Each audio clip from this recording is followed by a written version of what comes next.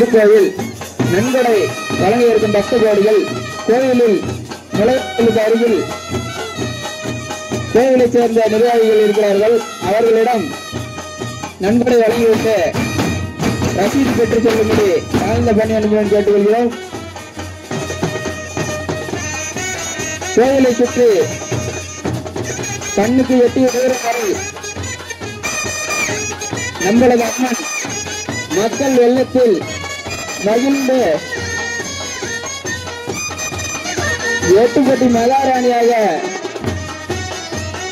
அமர்ந்து மிகவும் சந்தோஷமாக இருக்கிறார். அதே சமயம் அதிகாரியின் ஆணைக்கிழங்க வெயிலில் வேறு வழிய மக்களின் பாதுகாப்பை உறுதி செய்ய கடுமையாக உழைத்து கொண்டிருக்கும் காவல்துறை நண்பர்களை சேர்ந்தவர்களுக்கும் எங்களுடைய மனமார்ந்த நன்றிகளை தெரிவித்துக் கொள்கிறோம். பாரம்பரிய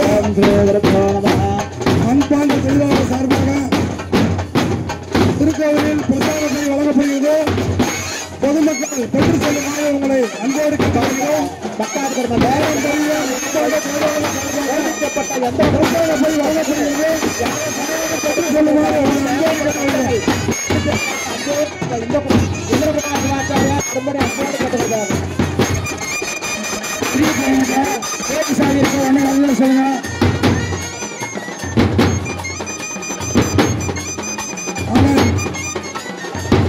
தெற்கு ஒன்றிய செயலாளர் ஆறு அண்ணன் சேர்மன் விஜயகுமார்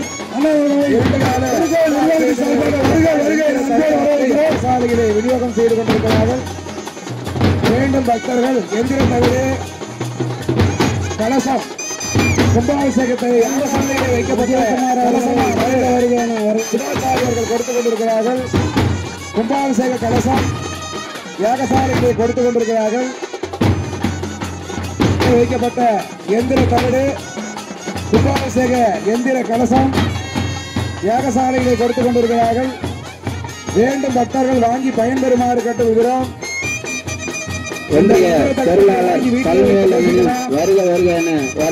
செய்கின்ற இடங்களில் வைக்கலாம். சகல விதமான திருஷ்டி தோஷங்களை போக்கக்கூடிய எந்திர தகட்டை வாங்கி பயன்பெறுமாறு கேட்டுக்கொள்கிறோம். 12 வருடத்துக்கு ஒரு முறை நடக்கக்கூடிய கும்பாபிஷேகத்தில் வைக்கப்பட்ட எந்திர தவிர கும்பாபிஷேக கலசம் யாகசாலைகளை சிவாச்சாரியர்கள் கொடுத்துக் கொண்டிருக்கிறார்கள். இந்த கும்பாபிஷேக கலசத்தை வாங்கி வீட்டிலே நெல் பூஜை அறைகளை வைத்துக் கொள்ளலாம்.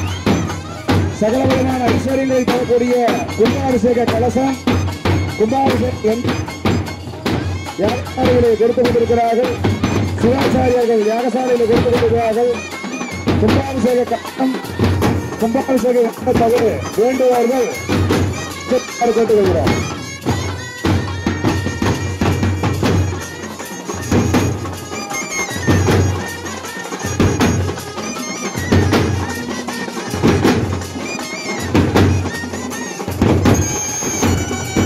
அகிலாண்ட கோடி பிரம்மாண்ட நாயகி மக்கள் செல்வி என போற்றப்படும் அருள்மிகு ஸ்ரீ பெரிய மாரியம்மன் மகா கும்பாபிஷேக விழாவை முன்னிட்டு நன்கொடை அளிக்க இருக்கும் பக்த கோடிகள் கோயிலின் நுழைவாயிலுக்கு அருகில் உள்ள கோயில் நிர்வாகிகளிடம் நன்கொடை வழங்கிவிட்டு ரசீது பெற்றுக் கொள்ளும்படி தாழ்ந்த பணியின் முன்னும் கேட்டுக்கொள்கிறோம். கோயிலுக்கு வெளியே வந்தோடனே பலப்பை ஒன்று கொடுக்குறாங்க, அதையும் பக்தர்கள் வாங்கிட்டு போயிருக்காங்க.